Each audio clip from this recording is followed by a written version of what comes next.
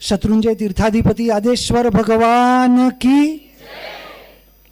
આ અવસરપીણીના પ્રથમ તીર્થંકર એવા રાજા ઋષભે 83 લાખ પૂર્વનું આયુષ્ય માત્ર જીવન જીવવાની કળા શીખવાડી અને 1 લાખ વર્ષનું 1 લાખ પૂર્વનું આયુષ્ય જીવન જીતવાની કળા બતાવી. જીવન જીવવાની કળા એ 83 લાખ પૂર્વમાં સ્ત્રીઓની 64 કળા, પુરુષોની 72 કળા અને 100 શિલ્પ એના માધ્યમથી શીખવાડી. અને પછી જીતવાનું કે આ બધું કર્યા પછી છેલ્લે કરવાનું છે શું, તો કે હાથમાં જોઈએ શું, તો ઓઘો. એ 1 લાખ પૂર્વનું આયુષ્ય પ્રભુએ માત્ર ને માત્ર આપણને જીવન જીતવા માટે બતાવ્યું. એવા 24 પ્રથમ તીર્થંકરથી માંડીને 24મા તીર્થંકર પ્રભુ મહાવીર સ્વામી 2500 વર્ષ પ્રભુ મહાવીરને પૂર્ણ થયા, ભસ્મગ્રહ ઉતરી ગયો. 2600 વર્ષ પૂર્ણ થવાની આરે છે. આપણને બધાને ક્યાંક ને ક્યાંક એમ છે કળિયુગ છે, ખરાબ છે, અસર છે, આમ છે. પણ આજે આ હોલમાં એવું જોઈ શકાય છે, આદરણીય નિકુંજભાઈ ગુરુજીએ કીધું સવારે 6:15, 6, 6:30થી આપ બધા પરમાત્માની ભક્તિમાં બેઠા છો. એ બતાવે છે કે ભગવાનના શાસનનો ક્યાંક અભ્યુદય થવાની પણ તૈયારી છે. અધરવાઇઝ સાહેબ 10 મિનિટ દેરાસરમાં ઊભા રહેવું હોય ને તો બહુ મુશ્કેલ છે. એની બદલે આપણા બધાના હૃદયમાં ભગવાનનું શાસન વસેલું છે. અને પ્રભુ મહાવીરે પોતે કહ્યું છે 2500 વર્ષના ભસ્મગ્રહ પછી પૂંછડીયો કાળ 100 વર્ષનો પૂર્ણ થવાની આરે છે. 5000 વર્ષનો ભગવાનના શાસનનો સુવર્ણકાળ શરૂ થવાની તૈયારી છે. અને એનું શિલાસ્થાપન આજે અહીંયા આગળ છે. બરાબર છે. અને આપણે જે કંઈ ભગવાનની ભક્તિ અહીંયા કરી રહ્યા છીએ, જીવન જીવવાની કળા અને જીવન જીતવાની કળા, એ બંને ભક્તામરમાંથી આપણને મળવાની છે. 44 બેડી તૂટી જાય ખાલી ભક્તામરની. એ બેડી એ વખતે તો ફિઝિકલ બેડી હતી, પણ હવે આત્મિક બેડી પણ છે. અને ક્યાંક એવું છે પરિવારમાં, જેમ કીધું એમ પરમ પૂજ્ય મુનિરાજ શ્રી હિતરુચિ વિજયજી મહારાજ સાહેબ એટલે કલ્યાણ મિત્ર તો ખરા, પણ એમના નાના ભાઈ મારા બનેવી છે. એમના દીકરા એટલે મારા ભાણેજે 3 વર્ષ પહેલાં પાલીતાણામાં દીક્ષા લીધી. મારા ભત્રીજો ચાર્ટર્ડ એકાઉન્ટન્ટ ગોલ્ડ મેડાલિસ્ટ હતો, એને 8 વર્ષ પહેલાં પૂજ્ય જીનપ્રેમ વિજય મહારાજ સાહેબ પાસે દીક્ષા લીધી. હમણાં જે લઈ રહ્યા છે એ આપણે નવાઈ લાગશે, મારા સાસુ સાળીની દીકરીએ 3 વર્ષ પહેલાં દીક્ષા લીધી. અત્યારે જે દીક્ષા લઈ રહ્યા છે મારા સાડુભાઈ અને સાડુભાઈનો દીકરો હોંગકોંગ કેપી સંઘવીની ઓફિસ સંભાળતા હતા 34 વર્ષથી. હોંગકોંગ સંઘના અધ્યક્ષ હતા. હોંગકોંગ સંઘ એવો છે 700-800 જણના સંઘમાં 80 જણને અતિચાર આવડે છે. એ મુંબઈના કોઈ સંઘમાં કે અમદાવાદના કોઈ સંઘમાં એક સંઘમાં 80 જણને અતિચાર આવડતા હોય થોડું મુશ્કેલ છે. એ બધું છોડીને એમનો દીકરો એટલે મારો ભાણેજ એ શિકાગોમાં ડેટા સાયન્ટિસ્ટ હતો. મોબાઈલ એપલ પછી એપલની વોચ આવી છે, હવે એપલની રિંગ આવવાની છે, હજુ આવી નથી. એની શોધ આજથી 2 વર્ષ પહેલાં મારા ભાણિયાએ કરેલી છે, જે હજુ આવવાની છે. એવો ડેટા સાયન્ટિસ્ટ પરમ દિવસે 17 તારીખે અહીંયા આગળ પ્રસંગ અમે પ્રેક્ષા ધ્યાન કોબામાં રાખ્યો છે. અવસર અનુકૂળતા હોય તો આપ બધાને આમંત્રણ છે દીક્ષામાં પધારવાનું. પરમ દિવસે સવારે 4 વાગે, બુધવારે દ્વિતીય જેઠ સુદ 30 સવારે 4 વાગે દીક્ષા મુહૂર્ત મંડપ પ્રવેશ થશે. પરિવાર જીવન જીતવા તરફ આગળ છે, પણ હવે પૂજ્ય ગુરુદેવ ગુરુમાં ચંદ્રશેખર મહારાજ સાહેબના ધાવણ થયા પછી પણ અમારું સત્વ નથી પ્રગટ્યું, માટે અમે હજુ સંસારમાં છીએ. અને અહીંયા છીએ તો નેચરલી વેપાર, સમાજ, સંસાર એ બધું સ્વાભાવિક બધું સાથે જોડાયેલું જ છે. પણ એ વચ્ચે પણ આજે 1982થી આ 2026 વર્ષો ગણી લો, એટલા વર્ષથી પ્રભુ શાસન માટે જેટલો સમય અપાય એટલો આપવાનું નિરંતર ચાલુ છે. એનો મતલબ વેપાર બંધ છે એવું પણ નથી. આપણે અહીંયા છીએ જ સંસારમાં તો બંને વસ્તુ આવશ્યક છે. આપણે જે રીતે પરમાત્માની ભક્તિમાં જોડાયા છીએ એ જીન ભક્તિથી જીવદયા સુધી એ ગુરુદેવે જે માર્ગદર્શન આપ્યું છે એ માર્ગદર્શનના આધારે 1996થી સમસ્ત મહાજનની સ્થાપના થયા પછી આજે લગભગ 30 વર્ષ થયા. શુક્ર, શનિ, રવિ મુંબઈમાં રહેવાનું નથી થયું. ભારતની 17,421 પાંજરાપોળનું નેટવર્ક બન્યું. 8 રાજ્યોમાં સરકાર તરફથી પાંજરાપોળોને સબસિડી મળતી થઈ ગઈ. 4,000 કરોડ રૂપિયા વર્ષે પાંજરાપોળોને સરકાર તરફથી મળતા થઈ ગયા. જેમ કે ગુજરાત સરકાર 500 કરોડ રૂપિયા વર્ષે આપે છે, 30 રૂપિયા ઢોર દીઠ પાંજરાપોળને, જેને ખ્યાલ હશે. પણ જીવદયાથી અટકવું નથી. આજે આપ બધા બેઠા છો ને પ્રભુની ભક્તિમાં આટલા બધા જોડાયો છો. મારે બહુ લાંબુ તો કરવું નથી, તમારા ભક્તિના વિધાનમાં અવધાન નથી કરવું, પણ એટલી વિનંતી ચોક્કસ કરવી છે કે ધર્મની પ્રભાવનાનો એક માર્ગ છે, જે આરાધનાનો માર્ગ છે. આપ બધા આરાધી રહ્યા છો. પ્રભાવનાનો માર્ગ છે, એટલે આપણી જેમ નિકુંજ ગુરુજી ક્યાંય પણ જાય તો એની પ્રભાવના થાય, શાસનની પ્રભાવના થાય. એની સાથે એક ત્રીજો માર્ગ છે જે આજે થોડો વિસરાઈ રહ્યો છે, શાસનની સુરક્ષાનો માર્ગ છે. એટલા બધા અલગ અલગ જાતના સાંસ્કૃતિક ધાર્મિક આક્રમણો આ ભગવાનના શાસન પર અલગ અલગ રીતે આવી રહ્યા છે. તમે સોશિયલ મીડિયામાં એક્ટિવ હશો તો હમણાં 2-4 દિવસથી મુંબઈના ગાંડાઓ સફેદ પટ્ટા માટે તોફાન કરી રહ્યા છે. પેલા ઝેબ્રા ક્રોસિંગમાં સફેદ પટ્ટા હોય, એ પેલાને સફેદ પટ્ટા સાથે વાંધો પડ્યો છે, એમાંથી જઈનો. એટલે તાત્પર્ય શું છે કે આપણે બોલતા નથી. આપણે સિંહના બચ્ચા થઈ, મહાવીર સ્વામી ભગવાનનું લાંછન તો સિંહ હતું ને, પણ આપણે ઘેટા બકરાના ટોળામાં બરાડવા પાડવાનું ભૂલી ગયા, બે કરતા થઈ ગયા છે. માટે જે આવે એ ટપલી મારીને જતું રહે છે. સામાન્ય રીતે આપણે બી રહેતા હોય ને આજુબાજુમાં જો આપણે થોડા નબળા પડીએ તો 2-4 જણા આપણને ઠપકારીને કે ટપલી મારીને જતા જ રહે. એમ અત્યારે આપણી પરિસ્થિતિ આ થઈ ગઈ છે. મારે આ બધાને એટલું જ કહેવું છે કે 1992માં માંસની નિકાસ ભારતથી શરૂ થઈ, એની પહેલાં શરૂ નહોતી. 1992 પહેલાં નરસિંહ સરકારમાં માંસ નિકાસ ભારતથી ચાલુ થઈ. આ વર્ષે 41.41 મિલિયન 4,10,00,000 પશુઓની કતલ માત્ર નિકાસ માટે થઈ. 12,95,603 મેટ્રિક ટન માંસ નિકાસ થયું. 31,000 કરોડ ભારત સરકારને મળ્યા. એનાથી ભારત સરકારનું કંઈ પાંદડું હલે એમ નથી. એટલે આપણે સરકારને એક રજૂઆત કરી, હું ભારત સરકારના જીવજંતુ કલ્યાણ બોર્ડ પર છું, કે આ પશુઓનું છાણ ભેગું કરી અને જો એને એક્સપોર્ટ કરવામાં આવે ને તો 75.6 મિલિયન ટન થાય છે અને એના 1,51,000 કરોડ મળે એમ છે. નીતિ આયોગે એ વાત સ્વીકારી અને એના માટે 10 દિવસ પહેલાં મોદીજીની જે 7 સૂચનાઓ આવી એમાં રાસાયણિક ખાતર ઓછું વાપરવું એવી એક સૂચના આવી. એ આપણી જે પ્રેઝન્ટેશનના કારણે આવી. તો આપણે બધા આમાં જેની જે સૂઝ હોય, સમજ હોય અને શક્તિ હોય, શાસન માટે સમય આપવો છે. શું કરવું છે એના ક્લાસીસ તો પછી લેશું. આજે તો ભક્તિ કરીએ, આરાધનામાં જોડાઈએ, પણ કલાક છે, 2 કલાક છે, 3 કલાક છે, આપણે અહીંયા આગળ ભક્તિ કરવા માટે 51 દિવસનું આ અનુષ્ઠાન કરશું. 51 મિનિટ માટે આપણે કોઈ દિવસ અમદાવાદ મહાનગરપાલિકાના ઓફિસમાં ગયા છીએ ખરા? તમને ખ્યાલ છે કે અમદાવાદ મહાનગરપાલિકા તરફથી અમદાવાદમાં કતલખાનું ચાલે છે, અહીંયા જ જુહાપુરા કે ક્યાંક બસ સ્ટેન્ડથી આવીએ ત્યાં, અને એ કતલખાનું 2017થી લાયસન્સ વગર ચાલે છે. તમારી કોઈની દુકાન લાયસન્સ વગર એક દિવસ બી ચાલી શકે ખરી? 2017થી અમદાવાદ મહાનગરપાલિકાનું કતલખાનું વગર લાયસન્સે ચાલે છે. એના સામે હાઈકોર્ટમાં રીટ પિટિશન થઈ છે. એટલે કરવા જેવા કામોનું લિસ્ટ તો છે ને, કદાચ 2 કલાક બી બોલું તો ઓછું પડે, પણ વ્યક્તિ યોગ્ય કામ કરવા છે. એટલે આજે પ્રભુની ભક્તિમાં એટલું નક્કી કરીએ, આ દેશમાંથી માંસની નિકાસ જલ્દી બંધ થાય, આ અમારા 4,10,00,000 પશુઓ અબોલ જીવોને શાતા મળે, એનું છાણ, એનું ગૌમૂત્ર, એનાથી રાસાયણિક ખાતર એમને દૂર થઈ જશે ને એકદમ કુદરતી નેચરલ ફાર્મિંગ થઈ જશે. પેટ્રોલ ડીઝલ વાપરવાની ના પાડી સરકારે, મોદીએ. હા તો બળદગાડા ચાલુ કરી દો, જ્યાં જેટલું શક્ય હોય એ તો કરી દો. ઘોડાગાડી ચાલુ કરી દો. આજે ગામડે ગામડે બળદગાડાઓ ચાલુ, મહારાષ્ટ્રમાં તો મોટા પાયે ચાલુ થઈ ગયા. શેરડીનું વહન એ બળદગાડાથી થતું થઈ ગયું. હળની ખેતી એ ટ્રેક્ટરની બદલે એની થતી થઈ ગઈ. તો આપણે શું કામ કરી શકશું? આજે એટલો સંકલ્પ કરીએ. ક્યાંક અવસરે પાછા મળવાનું થશે તો હું કામના બી લિસ્ટ આપીશ કે કોણ કયું કામ કરી શકે. બહેનો માટે પણ ઘણું કામ છે. આપણે ત્યાં અત્યારે સામાન્યતઃ બહેનો માટે કોઈ કામ જ નથી રહ્યું.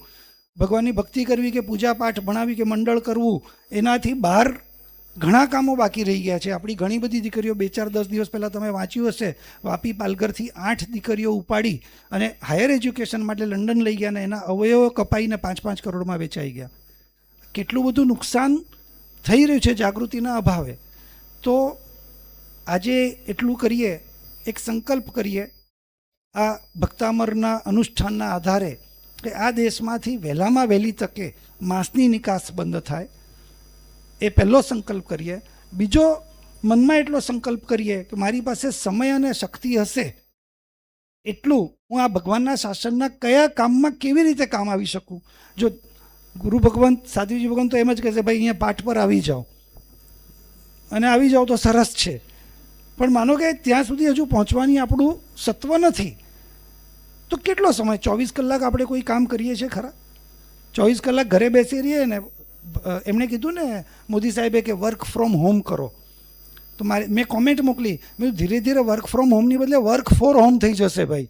અમારે તો ઘેર બેસી રહેશું તો શાક સમારો ને કપડાં ધોઈ આપણને ઘણું કોરોનામાં ઘણું કરી લીધું છે, કચરા કાઢી આપો, એટલે વર્ક ફ્રોમ હોમ તો રહેવા જ દો. મેં કીધું વર્ક તો ઓફિસે જઈને જ કરવા દો અમને પુરુષોને, તો સમજાય છે ને. એટલે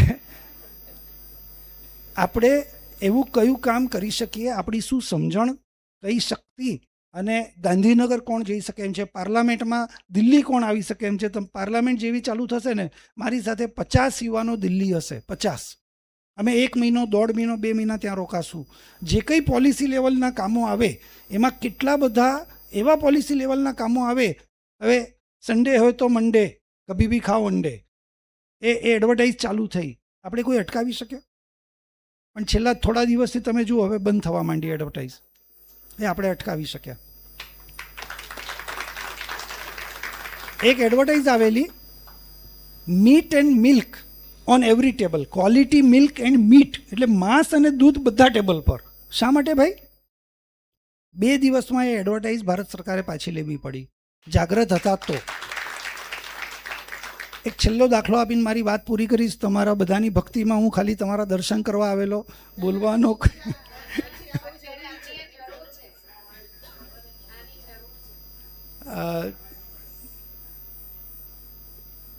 2019 તમને કદાચ ખ્યાલ હશે, સોશિયલ મીડિયા આમ છે ને, આપણે બધા આમ મોબાઈલવાળા તો ખરા ને ભાઈ, કે મોબાઈલ વગરનું કોઈ હોય તો હાથ ઊંચા કરો. હા, બે આમ છે ને, રંધો મારીને અંગૂઠો ઘણાનો ઘસાઈ ગયો છે, હે, ઉપર નીચે કરીને. આધાર કાર્ડમાં ઘણાનો અંગૂઠો હવે ચાલતો નથી, એટલો ઘસાઈ ગયો છે. स्क्रीन टाइम औसतन भारत का स्क्रीन टाइम 6 घंटा 30 मिनिट है. औसतन एवरेज स्क्रीन टाइम भारत नो 6.5 કલાકનો છે. ઓફિશિયલ ફિગર કહું છું, બરાબર છે? તો તમે વોચમેન જુઓ, લિફ્ટમેન જુઓ, ગાડી જુઓ, કોઈ હવે તમને બસ સ્ટેન્ડ, રેલવે સ્ટેશન ક્યાંય ઝઘડા કરતા કોઈ મળશે જ નહીં. હા, ટ્રેનમાં, બસમાં બધા બિઝી મસ્ત છે, હા, જોયા કરે છે. જોતા એટલું ગંદુ જોતા થઈ ગયા હતા કે એની આપણે કલ્પના ન કરી શકીએ. સોશિયલ મીડિયામાં આવતી ગંદકીના ઢગલા થઈ ગયેલા. આમ મોબાઈલ ખોલીએ ને પાછા બંધ કરો, 4 માણસની વચ્ચે બેઠા હોય મોબાઈલ ખોલીએ ને કંઈક ટપકી પડે ફેસબુકમાં એટલે પાછો બંધ કરવો પડે કે ના આ તો મારું નહોતું, આ તો આવી ગયું આમાં. પણ એ આવ્યું ક્યાંથી? તો ઉલ્લુ માંડીને એવી અલગ અલગ એપ હતી. અમદાવાદના ત્યાગના યુવાનો, મુંબઈના અમારા સમસ્ત મહાજનના યુવાનો, અમે 2019થી સરકારની પાછળ પડેલા કે આ મોબાઈલમાં આવતી ગંદકી બંધ કરાવો. જેમ ટીવીમાં કે પિક્ચરમાં કંઈ ગંદુ આવે તો સેન્સર બોર્ડનું સર્ટિફિકેટ જોઈએ. મોબાઈલમાં આવતા એપ્લિકેશનમાં કોઈ સર્ટિફિકેટની જરૂર નથી. જેટલું ગંદકી નાખ્યું એટલી નાખી શકાય. 2019માં સુપ્રીમ કોર્ટમાં એક PIL થઈ. એ PILના આધારે એ વખતે પ્રકાશ જાવડેકર મિનિસ્ટર, એને મળવા ગયા, એને સમજાયો, એને સરખો રિસ્પોન્સ નહીં કર્યો. સુપ્રીમ કોર્ટે ઠપકો આપ્યો કે ભાઈ આ તમારા તરફથી બરાબર જવાબ નથી આવી રહ્યો. એ ભાઈ એટલે પ્રકાશ જાવડેકર, મિનિસ્ટર બ્રોડકાસ્ટ, એને મિનિસ્ટ્રીમાંથી હટાવવા પડ્યા. એની પછી અનુરાગ ઠાકુર આવ્યા. અનુરાગ ઠાકુર પછી અશ્વિની વૈષ્ણવ આવ્યા. 6 વર્ષની લડાઈ, એટલે હું તો 6 સેકન્ડ કે 6 મિનિટમાં કહી દઈશ આખી લડાઈ, પણ 6 વર્ષ સુધી પછી અમે તુષાર મહેતા, જે ભારતના સોલિસિટર જનરલ છે સુપ્રીમ કોર્ટના, એમને મળ્યા. SV રાજુ સાહેબ, જે ગુજરાત હાઈકોર્ટથી અત્યારે દિલ્હી અસિસ્ટન્ટ સોલિસિટર જનરલ છે, એમને મળ્યા. અને એમને સમજાવ્યું કે સાહેબ આ દેશ બરબાદ થઈ જશે, આ મારામારીથી તો હવે બચાવી લેશું પણ માણસના મન જ ખતમ થઈ જશે, એટલું ગંદુ થાય છે. સુપ્રીમ કોર્ટમાં મેટર ચાલે. અશ્વિની વૈષ્ણવની સામે પ્રેઝન્ટેશન થયું. અમારી સાથે ત્યાં તમે કહો ને બહેનો માટે પણ કામ છે. અમે 20-25 શ્રાવિકા બહેનોને ત્યાં આમંત્રિત કર્યા. નમ્રમુનિ તરફથી આવ્યા, રાકેશભાઈ તરફથી આવ્યા, આપણા સમુદાયથી પણ બહેનો આવી. અને એ બધી બહેનોને મેમ્બર ઓફ પાર્લિમેન્ટ લેડીઝ, જે બહેનો મેમ્બર ઓફ પાર્લિમેન્ટ હોય ને, એમને મળવા મોકલ્યા. અને એમને મોબાઈલ પર બતાવ્યું કે જુઓ આ મોબાઈલ પર બહેનો માટે આટલું ગંદુ આવે છે, તમે એક પત્ર લખો મોદી સાહેબને કે આ બધું બંધ થાય. 50 લેડીઝ મેમ્બર ઓફ પાર્લિમેન્ટે મોદી સાહેબને પત્ર લખ્યો, 50. એની પાછળ આપણા જૈન શ્રાવિકાઓની સખત મહેનત. અને 2026 જાન્યુઆરીમાં નોટિફિકેશન ઇસ્યુ થયું કે ભાઈ આના સામે વાંધા વિરોધ હોય તો અરજીઓ રજૂ કરો. 2025ના જાન્યુઆરી 6 જાન્યુઆરીએ એનું વાંધા વિરોધ અરજીઓ થઈ. 1.5 લાખ ઈમેલ આપણે કરાવ્યા કે ભાઈ આની સામે અમારો વાંધો છે, આ બંધ કરો. જૂન 2026માં ભારત સરકારે ઓફિશિયલી 13 એપ્લિકેશન ઉપર પ્રતિબંધ મૂક્યો. એમાં મુખ્ય ઉલ્લુ કરીને એક હતું અને એવા બીજા ઘણા હતા. તમે કદાચ કોઈએ અનુભવ્યું હોય તો હવે થોડીક ગંદકી પ્રમાણમાં ઘટી છે, હજુ બહુ ઘટી નથી. પણ એટલે આપણે કેટલા ફ્રન્ટ પર લડવાનું છે. એક બાજુ પેલો વ્હાઇટ પટ્ટા માટે લડાવે, એક બાજુ આપણે કતલખાના માટે લડીએ, આમ એક બાજુ આવી ગંદકી ઉતરતી હોય. અને આ દુનિયામાં આવી બધી સાંસ્કૃતિક લડાઈમાં આખા વિશ્વમાં જૈનો સિવાય કોઈને આની પડી પણ નથી. થોડા ઘણા અંશે કદાચ રાષ્ટ્રીય સ્વયંસેવક સંઘ આમાં બહુ જાગૃત છે, એમનો ઘણો સપોર્ટ મળે છે. અધરવાઇઝ આપણને સતત સંસ્કારી અને સારા રહેવા માટેનો સતત પ્રયાસ કરવાનો હોય. આ બધાની વચ્ચે 2 વિષય આપણને હંમેશા નડતા હોય છે. એક કે ગયા વખતની જે જનગણના થઈ આખા ભારતની, એમાં જૈનો કેટલા? તો કે 44,07,000. કેમ? જેણે જૈન લખાયું એ જૈન, બાકી જેણે મહેતા, શાહ, સંઘવી, અંબાણી જે પણ લખાયું આમાં તમે બેઠા ને, આમાંથી જૈન સરનેમવાળો કદાચ કોઈ હશે કે નહીં, પણ બાકી બધા સરનેમવાળા બધા હશે. તો એ જૈનમાં ન ગણાયા. માટે ભારતની જનસંખ્યા કેટલી? તો કે જૈનોની જનસંખ્યા 44 લાખ. એટલે 140 કરોડમાં ખાલી 44 લાખ જૈનો. એટલે આપણે ભારત સરકારમાં કે રાજ્ય સરકારમાં કોઈ રજૂઆત કરવા જઈએ ને તો બેહોન છાનામાના તમે છો કેટલા? 44 લાખ છો, ખાલી ટપટપ કરો છો. આ જવાબ મળે. આપણે હકીકતમાં કેટલા હશું ને એ આ વખતની જનગણનામાં તમારે આપણે બધાએ જાગૃત થવું પડશે. આખા વિશ્વના, આખા ભારતના જૈનોએ જાગૃત થવું પડશે કે ભાઈ આપણે જૈન કેટલા છે. એક અંદાજ કહું ને તો ભારતમાં 5 કરોડ જૈનો છે, એક અંદાજ. અને અંદાજનું ઘણું બધું કેલ્ક્યુલેશન છે, પણ એક કેલ્ક્યુલેશન અમારી પાસે બોમ્બેનું એવું છે. ગોડીજીની 200મી ધજા વખતે રસપુરીનું જમણ રાખ્યું હતું. અને જમણ એવી રીતે રાખેલું કે દરેક સંઘમાં 5 આઇટમનું મેનુ એ લોકોએ સંઘમાં જમાડી દેવાના. અમારે 50 રૂપિયા પ્રમાણે અનુભાઈ ગિરધરલાલે લાભ લીધેલો અને આપી દેવાના. એમાં 18 લાખ લોકોને જમાડ્યા. તો તમારા મારા જેવા જે ઓફિસ બેસી રહ્યા સ્વામી વાત્સલ્યમના ગયા એવા બીજા તો 18 લાખ હશે ને. તો એકલા બોમ્બેમાં 36 લાખ જૈનો છે. હવે આપણને નુકસાન ક્યાં આવે છે? ખાલી આખા ભારતમાં 44 લાખ જૈનો છે. માટે જે લોકસભામાં 52 જૈન મેમ્બર ઓફ પાર્લિમેન્ટ પહેલી લોકસભામાં 1950માં હતા, આજની લોકસભામાં એક પણ જૈન નથી. એક પણ. કેમ? તમે છો કેટલા ભાઈ? અને છો તો એક જગ્યાએ ક્યાં છો? એક જગ્યાએ 44 લાખ હોય ને તો તમને ચલો 2-4 સીટ આપવી પડે. બધા ડિસેન્ટ્રલાઇઝ છે. એટલે રાજકારણમાં અને સત્તા વગરનું શાણપણ સાવ નકામું. સત્તા છે નહીં. આજે આપણું સૌભાગ્ય છે કે ભાઈ ગુજરાતના મુખ્યમંત્રી વિજયભાઈ રૂપાણી બન્યા તો ઘણા બધા જીવદયાના કામો થયા. અત્યારે હર્ષભાઈ સંઘવી છે ડેપ્યુટી સીએમ, તો એના કારણે પણ ઘણા બધા શાસનના કામો અમે ત્યાં જઈને જે પણ શાસનના કામો હોય અને યોગ્ય થતા હોય એટલા કરાવવાની પૂરી કોશિશમાં છીએ. તો 44 લાખ છીએ એટલે લોકસભામાં એક પણ નથી. 23 નવેમ્બર 2025 રાજનાથ સિંઘે એક સ્ટેટમેન્ટ આપ્યું હૈદરાબાદમાં જીતોના કાર્યક્રમમાં કે ભારતમાં 24% ઇન્કમ ટેક્સ જૈનો ભરે છે. વાહ ભાઈ, બહુ સરસ. પીઠ થાબડો. એટલે તમે ઇન્કમ ટેક્સના જે રિટર્ન ભરો છો તેમાં એમાં લખો છો કે ભાઈ હું જૈન છું, હું ટેક્સ ભરું છું? લખો છો ભાઈ કોઈ? હા, ઇન્કમ ટેક્સમાં કોઈ કોલમ ખરી કે જૈન છો? તો 24% ક્યાંથી આવી ગયા? અને એ ફિગર કેવી રીતે ડિરાઈવ થયું? ઇન્કમ ટેક્સના કોઈ આઈટીઆરમાં ભાઈ આમાં કોઈ સીએ હશે ને? કોઈ આઈટીઆરમાં લખેલું હોય જૈન સીએ, જૈન છું ને ટેક્સ ભરું છું? નહીં.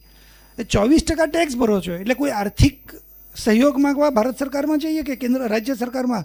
તમે તો બધા ભાઈ પૈસાવાળા છો. 24% ટેક્સ ભરો, તમારે શું મદદની જરૂર છે? એટલે પૈસા લેવાના થાય ત્યારે આવો જવાબ મળે અને સત્તા લેવાની થાય ત્યારે એમ કે તમે છો કેટલા. એટલે આપણો 2 બાજુ મરો થઈ ગયો છે. તો આ અનુષ્ઠાનના માધ્યમથી મેં જેમ પહેલાં કીધું એમ એક આંતરિક સંકલ્પ કે આ દેશમાંથી જલ્દીમાં જલ્દી માંસની નિકાસ બંધ થાય. એક.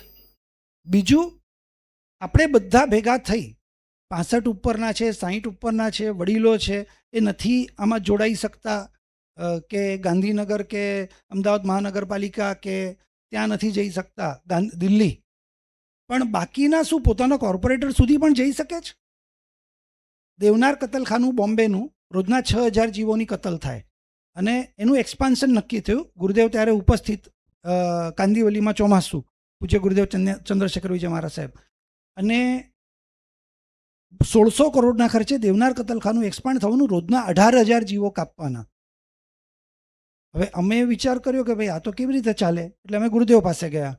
ગુરુદેવ કે હું તો આંદોલન પર જ ઉતરવાનો, ને એમને તો શું છે કોઈ પણ વસ્તુમાં આંદોલન, અને ગુરુદેવની એ ઉર્જા હતી, એ વાત બહાર પાડે એટલે ધબાધબી થઈ જ જાય. એ વખતે શું હતું માહોલ મુંબઈનો, આપણે આંદોલનમાં જઈએ તો 500-1000 માણસ, તમને ખબર છે આંદોલનમાં લઈ જઈએ ને તો 1000 માણસ હોય અને છેલ્લે પછી 5 માણસ ન વધ્યું હોય. એટલે એ વખતે અમે કીધું કે સાહેબ આ નહીં કરીએ, આપણે સીધું આંદોલનમાં ન ઉતરીએ, આપણે એક કામ કરીએ, આપણા દરેક વોર્ડના, બોમ્બેમાં 227 વોર્ડ છે, દરેક વોર્ડના કોર્પોરેટરને મળીએ. અને ચોમાસું ચાલુ હતું એટલે વ્યાખ્યાનમાં 500-1000 માણસ તો સહેજે હોય, 1000 માણસ હુરીઓ બોલાવતા કોર્પોરેટરના ઓફિસ દુકાનમાં જાય ને તો ગલીમાં જ હોય ને. આપણે ત્યાં BMCની ઓફિસ જવું હોય તો બધા આખા મુંબઈથી બધા ટ્રાવેલ કરવું પડે, તો ત્યાં જ હોય. એક સાથે નક્કી કર્યું અને 100 કોર્પોરેટરના ઘરે આંદોલન થયું. સાહેબ 10 દિવસની અંદર મુંબઈ મહાનગરપાલિકાએ નિર્ણય પાછો ખેંચવો પડ્યો. 2008ની ઘટના છે, આજે 2024, 6000ના 18000 થવાના હતા, એ નથી થયા. કેટલા બધા જીવોને સાતા મળી. હવે એક તો આપણે એમ વિચારીએ કે સરકાર છે, એણે નક્કી કર્યું, આપણે શું કરી શકીએ, આપણાથી તો આવું થાય કે ન થાય, તો કંઈ નહીં થાય. પણ આપણે એમ ધારી લઈએ કે ના, ચોક્કસ આપણે આ વસ્તુ કરી શકીએ એમ છે. વારસો આપણો પુરાતન વારસો, આપણા હમણાં તમે બધા જોતા હશો, ભરૂચમાં 700 વર્ષ પછી પેલી નીચેનું ભોંયરું ખોલાવ્યું અને મલ્લીનાથ ભગવાન પ્રકટ થયા. અહીંયા પાવાગઢ જાઓ ને તો 7 મસ્જિદો થઈ ગઈ છે, કમલ મસ્જિદને બધી. આપણા વસ્તુપાળ તેજપાળે બનાવેલા દેરાસરો એ બધા મસ્જિદમાં ટ્રાન્સફર થઈ ગયા છે. કારણ શું? આપણી નિષ્ક્રિયતા અથવા આપણી જાગૃતતામાં પ્રમાણ ઓછું. આપણે નિષ્ક્રિયતા એ નહીં કહી શકીએ, જાગૃત છીએ ને, આટલા બધા ભેગા થઈએ છીએ, ભક્તિ કરીએ છીએ, આમ તો જાગૃત જ છીએ, પણ જાગૃતતાની તોપનું નાળચું ક્યાંક ફેરવવું પડે એમ છે. એટલે એક તરફ આરાધના કરીએ, એક તરફ પ્રભાવના કરીએ, ત્રીજી તરફ રક્ષા. એ જે પુણ્યશાળીઓને રક્ષામાં રસ હોય ને એ બધાને એટલી વિનંતી કરું છું કે આ જાપ કરતાં કરતાં એવું ભગવાન પાસે એ પણ માંગો કે ભાઈ મારે આ ભગવાનના શાસનનું રક્ષા કરવાનો માર્ગ પકડવો છે. આરાધના કરવાનું જે પુણ્ય છે એનાથી ઉપરનું પુણ્ય છે પ્રભાવના કરવાનું, બરાબર, અને એનાથી ઉપરનું વિશિષ્ટ પુણ્ય છે રક્ષાનું. તો આ વિશિષ્ટ કોટીનું પુણ્ય મળી શકે એવા ઘણા બધા માર્ગો, ઘણા બધા કામો છે. કદાચ અમદાવાદ છોડીને કશે ના આવી શકો, ગાંધીનગર સુધી ન જઈ શકો ને, અહીંયા ઘણા કામ છે. પ્રોપર અમદાવાદમાં કેટલા દેરાસર, કેટલા પોળોના દેરાસર, કેટલી આપણી વિરાસત, કેટલા જ્ઞાન ભંડાર. આ કતલખાનું બંધ થઈ શકે એના તમને કદાચ ખ્યાલ બી હશે કે કતલખાનું પછી હાઈકોર્ટમાં રીટ પિટિશન થઈ એટલે નવી જગ્યાએ ટ્રાન્સફર કરવાનું નક્કી થયું. અને એમાં અમિતભાઈ શાહ જે અહીંયાના ધારાસભ્ય છે એલિસ બ્રિજના, એમણે એ અટકાવી દીધું કે હું એ નહીં થવા દઉં. મ્યુનિસિપલ કોર્પોરેશનનો એક્ટ છે 1889નો. એ એક્ટમાં દરેક જગ્યાએ દરેક મ્યુનિસિપાલિટીએ કતલખાનું ખોલવું અંગ્રેજો કાયદો બનાવી ગયા છે. એટલે ગયા અંગ્રેજો 150 વર્ષ થયા, હવે તો અમારું રાજ આવ્યું, હવે શું કામ આ કાયદો બનાવવો પડે. એમાં બીજો પણ છે કાંજી હાઉસ, એટલે કે રખડતા ઢોરો માટે પણ વ્યવસ્થા કરવી. તો કોઈ નગરપાલિકા રખડતા ઢોરોની વ્યવસ્થા નથી કરતું અને બધા કતલખાનું કરી નાખે છે. કેમ કે કતલખાનાવાળા જે લોકો છે એ સક્રિય છે અને આપણે ગૌશાળા પાંજરાપોળવાળા છીએ એ થોડાક અપેક્ષાએ કદાચ ઉદાસીન છીએ, પાછળ પડીએ. તમને કદાચ ખ્યાલ ન હોય તો કહું, અહીંયા બાકરોળમાં અમદાવાદ મહાનગરપાલિકાની નવી પાંજરાપોળ બની છે. એટલે બનેલી હતી, અભયદેવ સૂર્યવંશી સાહેબને સોંપેલી, એ પાછી લઈને એ લોકોએ છેલ્લા 3 વર્ષમાં ડેવલપ કરી છે. મોકો મળે તો એકાદ સ્વાધ્યાય નિકુંજ ગુરુજી ત્યાં રાખ્યા જેવો છે. 3 વર્ષમાં અમદાવાદ મહાનગરપાલિકાએ 70 કરોડ રૂપિયા ખર્ચી અને 7 સ્ટાર પાંજરાપોળ બનાવી છે. ધારીએ તો સારું કામ થઈ શકે એવું છે.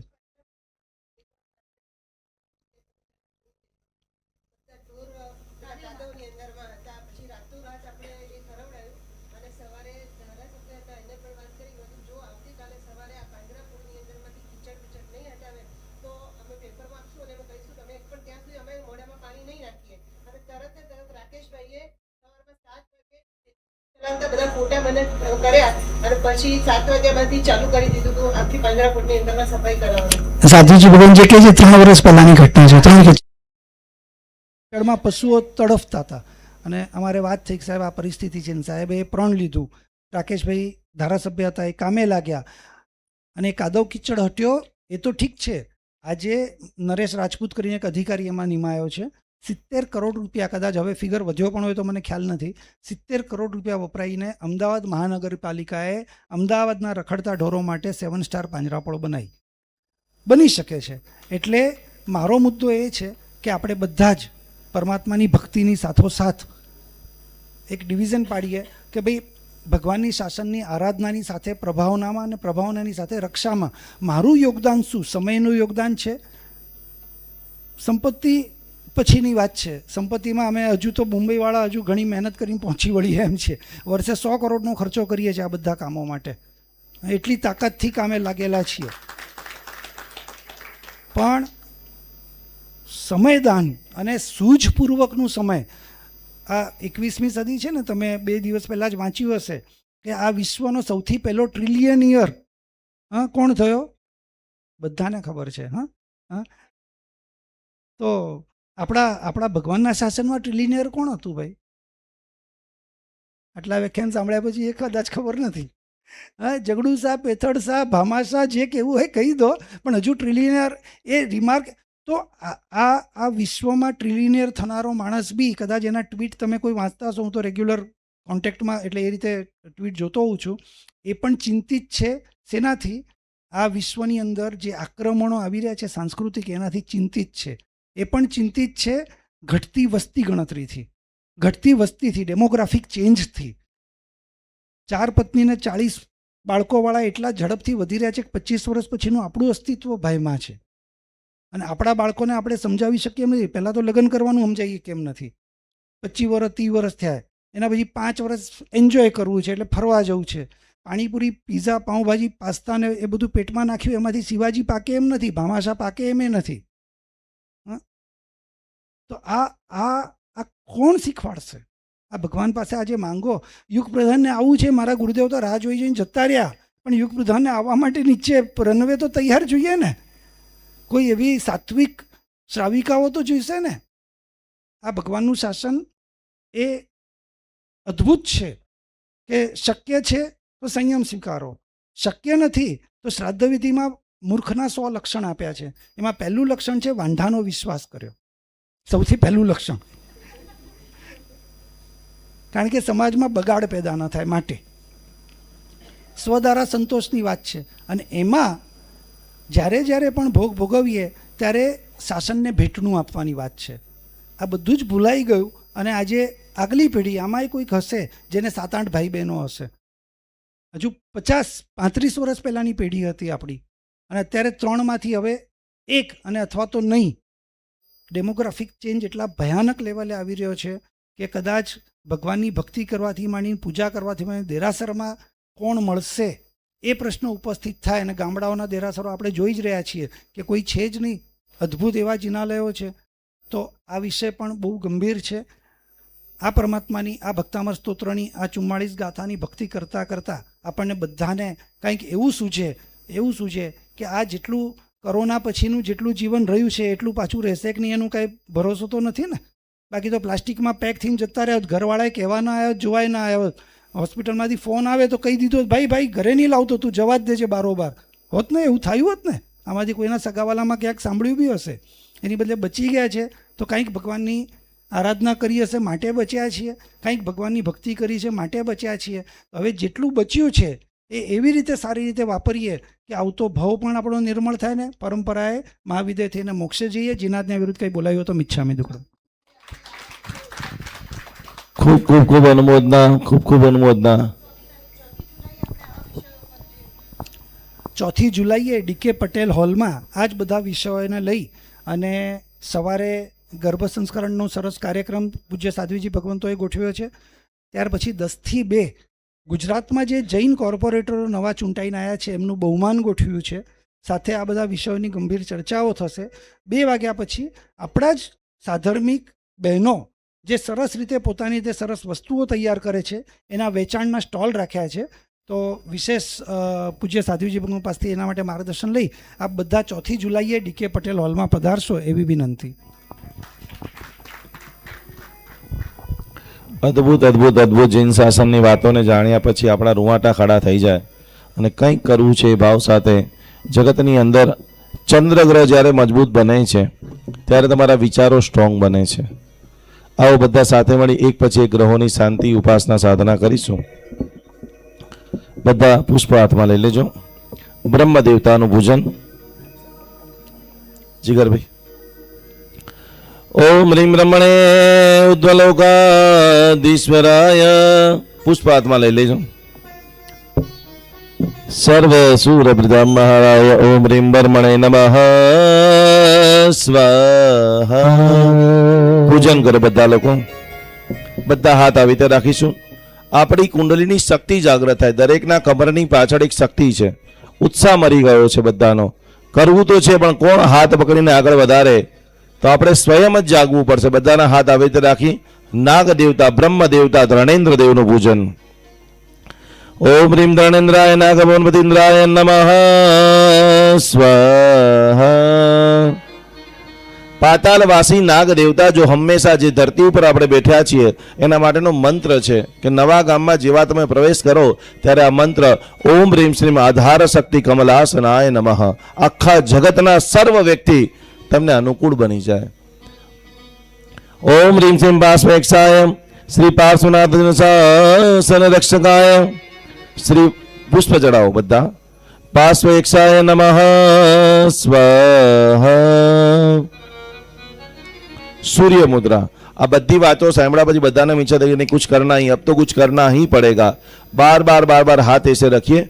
तीसरी अंगुली को ऐसे मोड़ करके सूर्य मुद्रा. निर्णय शक्ति. जो भी मुझे करना है आज करना है और अभी करना है. और इसीलिए कहा है कि कल करे सो आज कर, आज करे सो. समय का कोई भरोसा नहीं है. हाथ ऐसे रखते हुए भगवती देवी पद्मावती माता की उपासना. नरोड़ा नगर के अंदर जो विराजमान है, मुंबई के अंदर वाल्केश्वर के अंदर जो विराजमान है, भगवती पद्मावती माता बेंगलोर के अंदर कृष्णगिरी के अंदर विराजमान है, और जहां से माता का प्रागट्य हुआ ऐसी हम्बुजा गांव इसके अंदर विराजमान देवी मां भगवती हमारे जीवन की सभी समस्या का समाधान करो. ओम सर्वजनमोहिनी सर्वकार्यकरणे विकटजंगरणे मां भगवती पद्मावती मम गुरुए लक्ष्मी बुरय बुरय संकट जुरय जुरय रिद्धिम सिद्धिम जयम जयम जयम गुरु गुरु स्वाहा.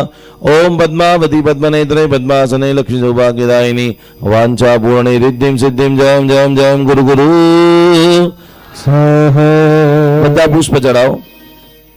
પાર્શ્વનાથ ભગવાનની બીજી પટરાણી વૈરુટ્યા દેવી, જેને સર્પનું સિંહાસન છે, જેના માથા ઉપર સર્પ છે, જેના હાથની અંદર સર્પ છે, એવી દેવી ભગવતી વૈરુટ્યા દેવીનું પૂજન.